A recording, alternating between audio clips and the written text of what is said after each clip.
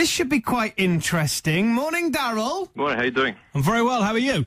Not too bad, mate, thank you. Whereabouts are you? Mate, calling up from Sydney, Australia. Sydney, Australia. What can we do for you? Mate, well, I'm actually contacting your station and hopefully to get a bit of help from you guys. Go on. Basically, long story short, I was recently in Bangkok in Thailand, and I met a girl from Birmingham, the United Kingdom, and I'm trying to get in contact with her, and I've made a little YouTube video about it, hoping that it will be shared and eventually get in contact with her.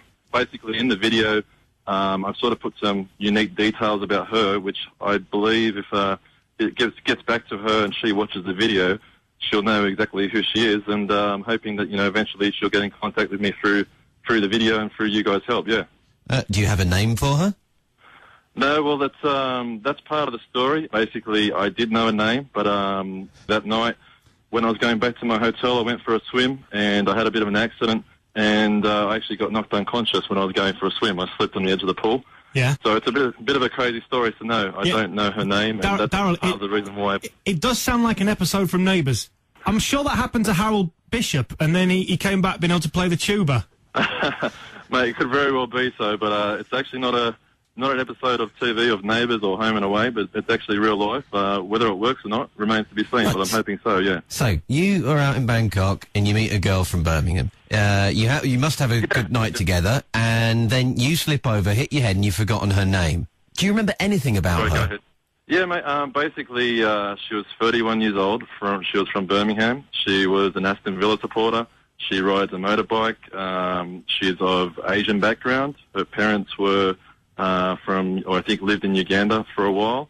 And they're the main things. I think she might have worked for Lloyd's TSB from memory. And possibly her name could be Raina, but I'm not too sure on that one. That's just a guess. It's a bit hazy, but that's the details I do remember. So I think they're quite unique, and I think if the person either heard this or saw the video, as I said before, I think that they'd know who they were and, hopefully get in contact with me. That's what I'm hoping for. My main concern, Darryl, is that you met this girl in Bangkok and you think her name was Raina, but potentially it could be Ryan.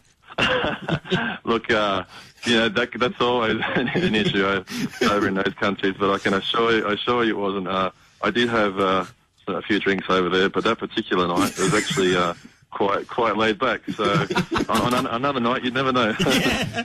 He's also looking for Brian and Steve as well. Yeah, mate. Well, yeah, they'll probably be the ones that do contact me in the end. And the other people who know. Well, look, do you know what? It's out there now. We'll put the video on our page and we'll see what we got. I don't know, but... Oh, excellent, mate. I really do appreciate it because I made the video probably, I would say 3 or 4 days ago.